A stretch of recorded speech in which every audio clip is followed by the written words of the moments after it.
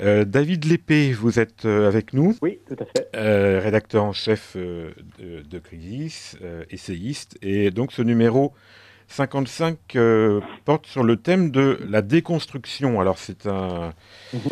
on en parle beaucoup, on en parle en particulier avec le phénomène du genre et le phénomène trans. Vous dites, il y a une phrase intéressante dans un des articles de ce numéro de Crisis. Le processus de déconstruction a paradoxalement quelque chose de rassurant. Il ne saurait exister sans avoir un objet. Et il est toujours déconstruction de quelque chose. Et ce faisant, il confère à cette chose une existence tangible, quand bien même il souhaiterait l'éliminer ou la transformer radicalement. Là, vous évoquez la masculinité. Dans la déconstruction, on veut déconstruire quelque chose et quelque part, vous dites que on peut se rassurer que les choses qu'on veut déconstruire existent.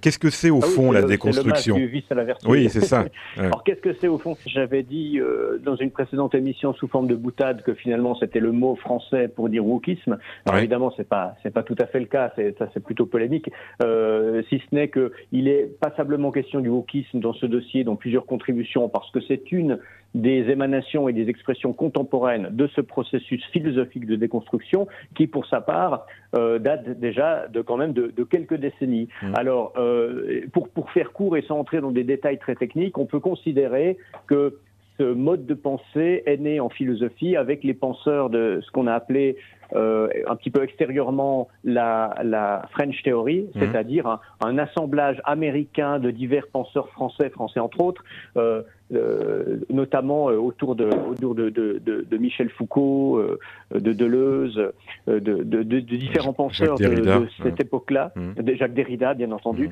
de ces penseurs qui finalement étaient des postmodernes, c'est-à-dire à la suite même à la suite de Nietzsche, ça paraît étrange. C'est d'ailleurs la thèse de Pierre-André Taguieff qui a signé un texte dans notre numéro, mais qui a également écrit un très bon essai l'an passé qui s'appelle, si je ne m'abuse, Pourquoi déconstruire, et qui lie, disons, ce processus postmoderne à la pensée de Nietzsche. C'est-à-dire, en gros, il n'y a plus de réalité objective, il n'y a que des perceptions situées, orientées, ce qui a permis à Nietzsche de faire une critique radicale de la morale et du système de représentation judéo-chrétien, et ce que les penseurs de la déconstruction vont faire à propos de toute chose, ce qui vaudra à leur rupture totale avec la pensée de gauche classique, notamment la pensée marxiste, la pensée révolutionnaire, qui elle ne peut pas faire l'économie de référents objectifs, de grandes idées, d'idéaux, et ça va donner cours à un certain enfermement universitaire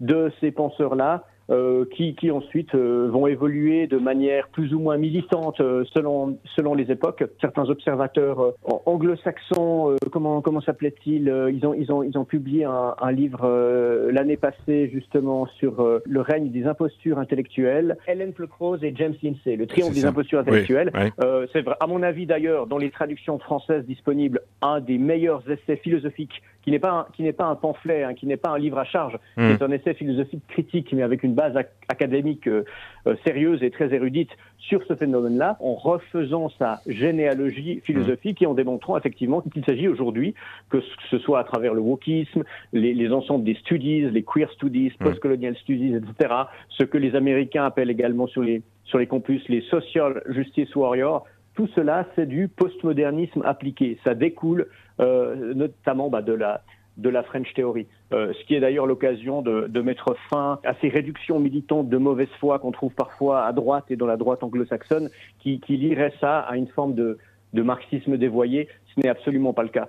Ouais. Et il y a d'ailleurs un très bon livre en langue française qui est sorti l'an passé également. Décidément, l'an passé, il est sorti beaucoup de livres sur le sujet, qui est celui de Loïc Chéniaud, qui chez Delga a fait paraître un essai très dense qui s'appelle Marxisme et intersectionnalité et qui montre effectivement que ça n'a rien à voir. Il s'agit davantage d'un dévoiement d'une forme de pensée libérale que d'une forme de pensée révolutionnaire, donc telle n'a que la radicalité de façade. On va y revenir si vous voulez bien. Rodolphe. Oui, justement, c'est très bien que le Crisis commence par cet article de Yannick Jaffray qui montre justement très bien que comment dire, Deleuze, Foucault, Derrida, tous ces pontes et tous ces penseurs français donc de la déconstruction ont été des idiots utiles du capitalisme, des valets, même valets gauchistes du capital comme ils les appellent, et qu'on est tout de suite passé à partir de ce moment-là dans un post-marxisme, donc altermondialiste, antinational.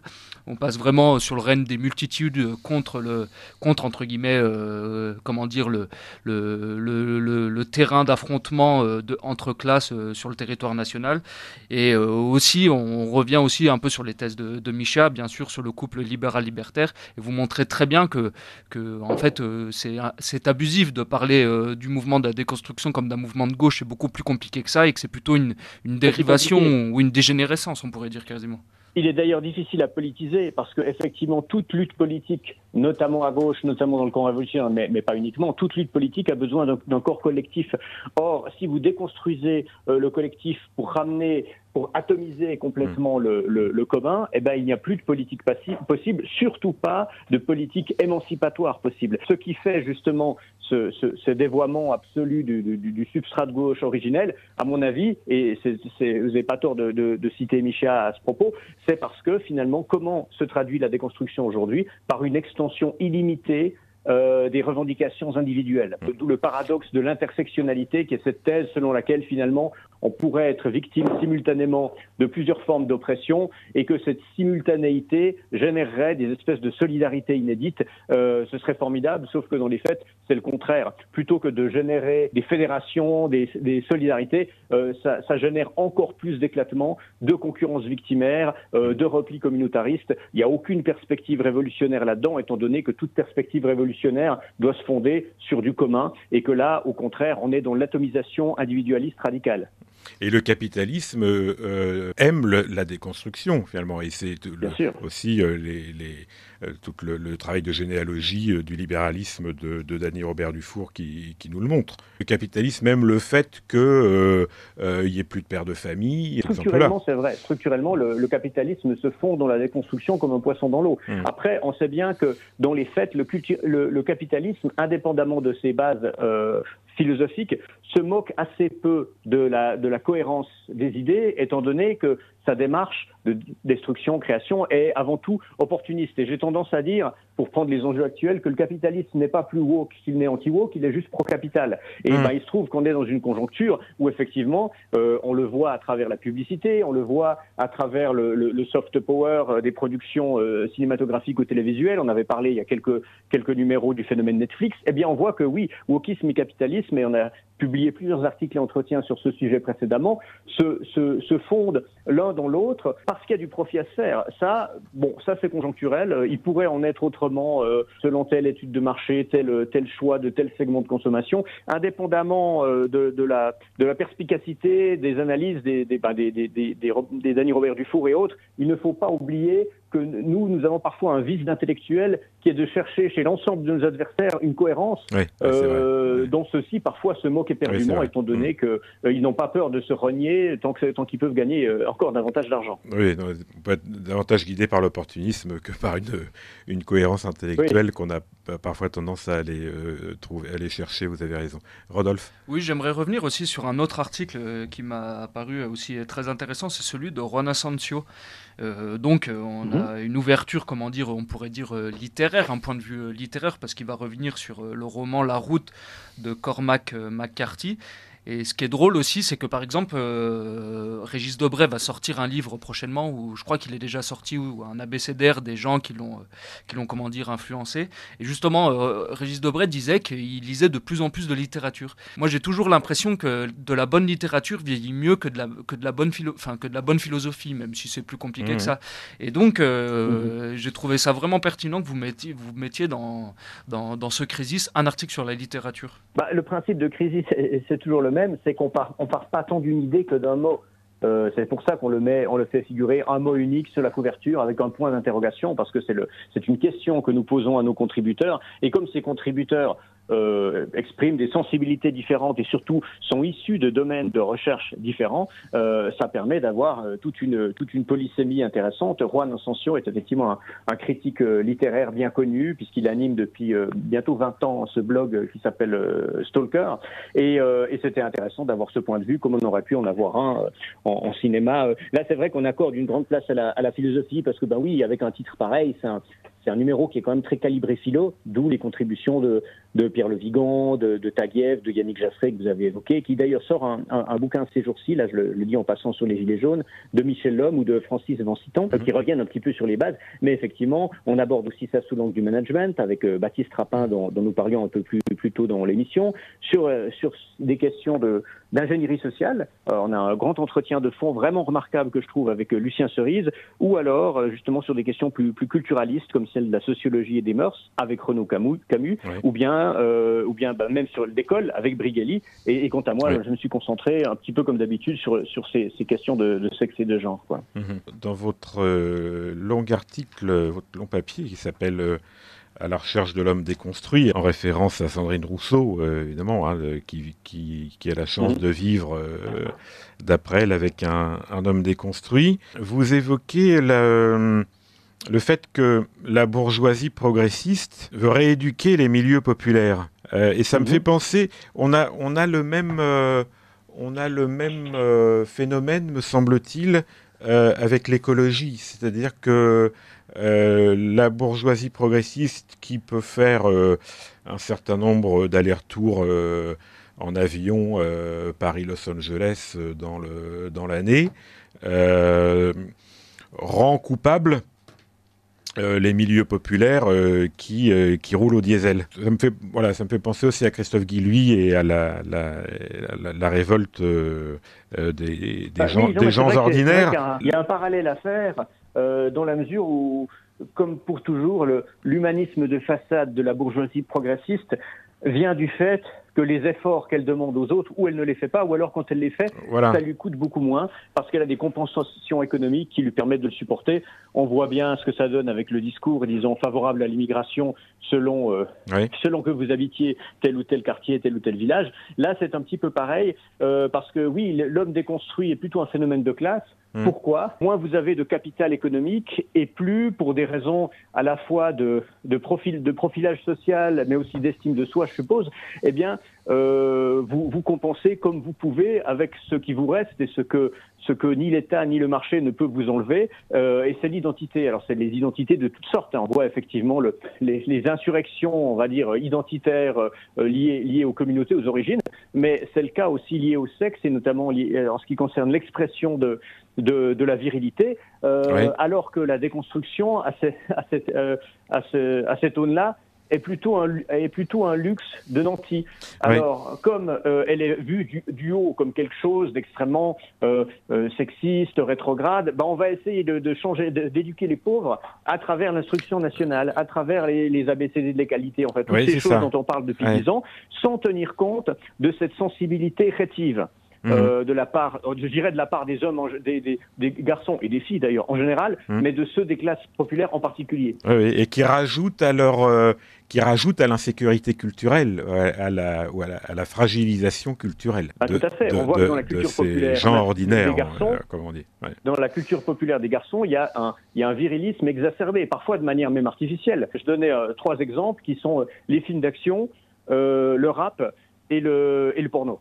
Puisque ce sont 3 sous-produits culturels qui sont consommés massivement par les jeunes garçons et notamment dans les classes populaires. Évidemment, il y a un côté tirer la corde dans l'autre sens. Il y a un côté contre-coup. On tombe dans un excès pour en compenser un autre, pour se rassurer. Je parle du rap parce que c'est aussi quelque chose que j'ai beaucoup connu, que ce soit dans les textes, dans le mode d'expression, dans l'esthétique des clips et des symboles utilisés, ce sont des shoots de testostérone. Et moi, je regarde ça avec une certaine sympathie parce qu'on a tous été adolescents, jeunes hommes, et je comprends tout à fait aujourd'hui, encore plus qu'hier, à quel point ça peut être une bouffée d'air, je dirais par réaction, pour ces garçons qu'on moralise à travers les médias, à travers l'école, et à qui on fait un crime des 2 ou 3 choses qu'il leur reste encore.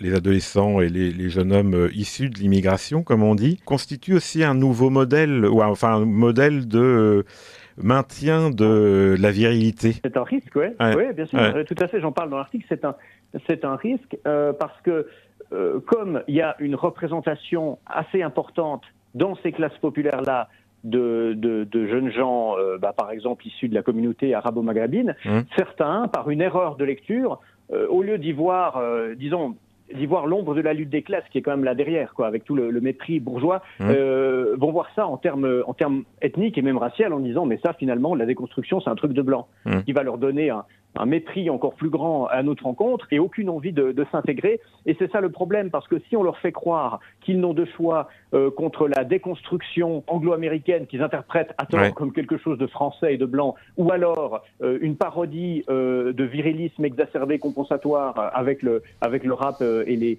les films de kung-fu, il leur manque un truc, c'est que justement, ce qui pourrait leur être proposé en France, c'est une affirmation virile et féminine par ailleurs, et un vivre ensemble des sexes spécifiquement français qui évite ces deux écueils. Oui, exactement. Rodolphe. Oui, aussi, il y a un article vraiment intéressant, c'est celui de Baptiste Rapin. C'est un article assez fourni, assez conséquent.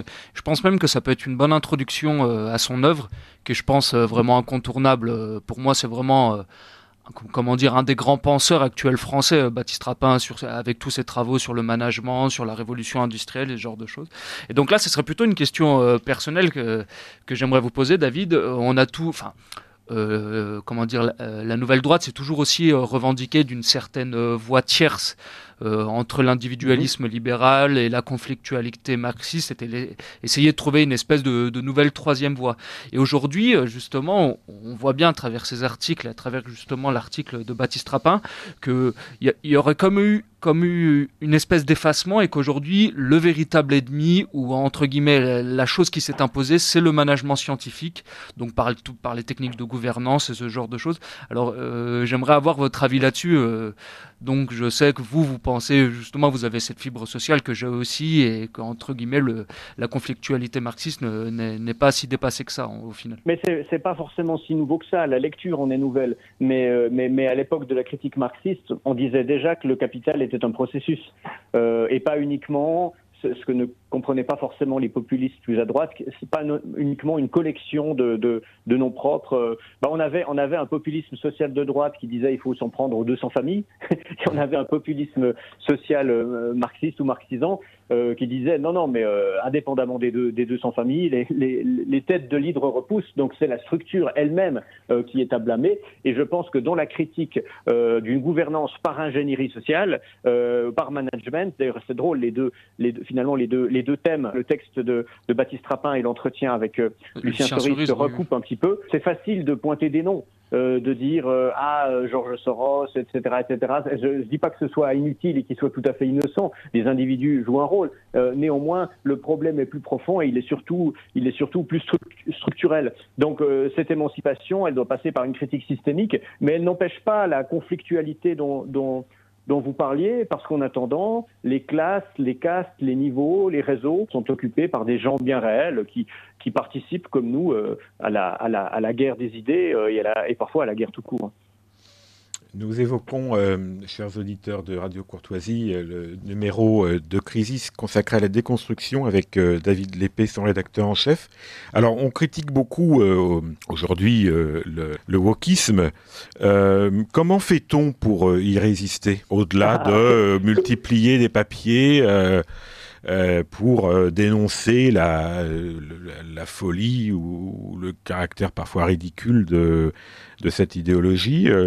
Qu'est-ce qu'on peut faire? Je pense que le meilleur moyen d'y résister, c'est de garder sa distance critique au quotidien, et cette distance critique, dans ce cas-là, est particulièrement ce que j'appellerais une distance ironique. Si on prend un certain plaisir malin à parfois donner des exemples qui paraissent complètement farfelus, complètement ubuesques, c'est pas uniquement pour démontrer par A plus B l'incohérence d'une théorie, c'est aussi pour essayer de créer un sursaut de simple bon sens en disant de quoi on parle là maintenant, en 2023, ce qui aurait été paru aberrant il y a 10 ans, comment se fait-il qu'on en parle avec des airs aussi sérieux? Tout ça, finalement, ne mériterait peut-être qu'un grand éclat de rire. Je pense que pour moi, l'image de la résistance au wokisme que j'utilise souvent, c'est celle que je vois dans le conte d'Anderson, les habits neufs de l'empereur, où l'empereur se fait complètement abuser par un charlatan. Enfin, c'est un grand couturier, mais qui est un escroc, qui prétend lui avoir fait le plus bel habit du monde, alors qu'en fait, il n'a rien fait du tout. L'empereur est nu. Tous les courtisans, entre ceux qui ont peur de se faire couper la tête et ceux qui ont peur d'être complètement ringardisés, tout le monde fait mine de s'extasier devant ce beau vêtement, sauf l'enfant à qui on n'a pas dit qu'il fallait penser comme ça, et qui a le malheur de voir ce qu'il voit, d'entendre ce qu'il entend, et donc de penser ce qu'il pense, et de dire ce qu'il dit. Il dit, mais enfin, l'empereur est nu. Résister au wokisme, c'est garder la fraîcheur et la spontanéité de cet enfant, et sans craindre les remontrances ou les foudres du politiquement correct, de dire qu'une chose est ridicule quand elle l'est de toute évidence, et de maintenir, comme dans le roman d'Orwell, qu'en dépit de ce que nous faire croire le parti, 2 et 2 font 4 et feront toujours 4 de toute éternité. Ça, c'est pas une résistance, vous voyez, c'est pas une résistance qui réclame un grand effort d'analyse intellectuelle ou des lectures de livres compliqués, c'est simplement maintenir son bon sens envers et contre tout, ne pas se laisser déstabiliser par des courants de mode aussi offensifs soient-ils, parce que sinon on va se retrouver dans une situation à la soviétique où finalement, on y est peut-être déjà, où on dit quelque chose, on pense le contraire, et on sait que nos ennemis font mine de croire qu'on croit ce qu'on dit, et inversement, et puis ça devient, ensuite ce n'est plus seulement des individus qui sont schizophrènes, c'est toute une société entière. Et ça, il faut l'éviter. Donc utiliser aussi l'humour. Ah oui, c'est important. Et en plus, c'est facile, parce que... Et c'est pour ça d'ailleurs que... On ne pourrait même pas imaginer. Eux-mêmes n'ont pas beaucoup d'humour. Oui, voilà. Parce que non seulement on nous livre clé en main sur un tapis rouge des exemples qui sont d'une drôlerie formidable, et en plus, ils essayent de nous répondre sur le même ton. En général, ça se passe pas très bien, parce que l'humour, l'humour et le catéchisme se mêlent mal. Ça va pas bien ensemble. Donc, je sais pas si vous avez entendu des humoristes de France Inter s'essayer à un humour non oppressif et inclusif. Il y a un seul petit problème, c'est que c'est pas drôle. Voilà. Oui, peut-être aussi comme autre technique, c'est justement Yannick Jaffray en parle pas mal dans le premier article sur Foucault, qui pensait que pour s'opposer au système, il fallait être dans les marges. Alors lui, il l'avait prouvé par la prise de drogue, par son orientation sexuelle, ce genre de choses. Et aujourd'hui, on a un espèce de retournement du stigmate, comme disait le sociologue Goffman. Et aujourd'hui, justement, le fait rebelle, le fait radical, c'est entre guillemets de revendiquer une certaine normalité. Je veux dire, par exemple, du couple d'un homme et une femme, ce genre de choses. J'ai l'impression qu'aujourd'hui, c'est la revendication à une normalité, comme vous l'évoquiez, par le bon sens, qu'aujourd'hui est le véritable, la véritable voie radicale contre ce système, si on peut dire ça comme ça. Oui, c'est vrai. Et c'est surtout de choisir ces options personnelles-là, quelle qu'elle soit, en dépit de toutes les injonctions dans un sens ou dans l'autre, parce qu'on est passé d'un puritanisme à l'autre, parce que est toujours puritain le moment où on veut légiférer et politiser les mœurs, les questions intimes, la sexualité par exemple, et là effectivement entre les interdits de jadis des jésuites qui voulaient contrôler tout ce qui se passe dans la chambre à coucher et ceux d'aujourd'hui qui veulent aussi contrôler, même si leurs normes et leurs critères sont un peu différents. J'ai pas envie de choisir entre les deux. Je pense pas que la vraie subversion ce soit de prendre bêtement le contre-pied, parce que les logiques de boussole inversée, ça a quand même ses limites. On n'est pas, il faut pas toujours tomber dans tous les panneaux. Néanmoins, c'est de s'en foutre un peu et peut-être de dire que justement ce qui est vraiment révolutionnaire et radical aujourd'hui, c'est de rendre au domaine de l'intime les questions intimes et de ne pas en faire des enjeux politiques. Justement, en plus, pour rebondir sur le numéro 202 de Éléments, dans l'entretien avec Dominique Fernandez attaque justement le côté embourgeoisement des homosexuels, et lui revendique qu'à l'époque, il y avait toute cette marginalité, entre guillemets, qui faisait le sel, si je puis dire, entre guillemets, de la culture gay et de ce genre de choses. On parle toujours des mêmes, des Jean Genet, des Pasolini, alors c'est un peu un lieu commun de c'est un lieu commun. Mais n'empêche que c'est vrai, on serait toujours curieux de savoir ce qu'ils diraient, ce qu'ils écriraient aujourd'hui devant tout ça. L'homosexualité n'était pas seulement, dit Dominique Fernandez, l'homosexualité n'était pas seulement une affaire de sexe, mais se voulait un contre-pouvoir. Oui, voilà, exactement. Ça, c'est intéressant. Au lieu de constituer une force de contestation de la société, il s'homologue et se banalise en récupérant tout ce qu'il vomissait. Très bien, David. Qu'est-ce que vous avez en magasin, si je puis dire, pour les prochains numéros? Le prochain numéro, ce sera sur le thème du capitalisme. Donc là aussi, Ce sera un numéro aussi très orienté économie, mais avec beaucoup de contributions philosophiques et aussi d'histoire et de sciences. On verra. Je suis encore loin d'avoir toute la liste des contributeurs. C'est un gros chantier, mais je pense qu'il sera tout à fait intéressant. Oui, et je suis en train de regarder les numéros parus. C'est presque étonnant qu'il n'y ait jamais eu de numéros sur le capitalisme. Il y a eu le socialisme. Il y a eu un numéro sur le socialisme. Est-ce qu'il y a eu un numéro sur le libéralisme? Oui. Les réflexions sur le capitalisme se sont intégrées dans de nombreux autres numéros, forcément, y compris celui-ci d'ailleurs. Ouais. Mais disons, spécifiquement, sur ce thème-là, je crois que c'est la première fois qu'on l'aborde et ce sera déjà le 56.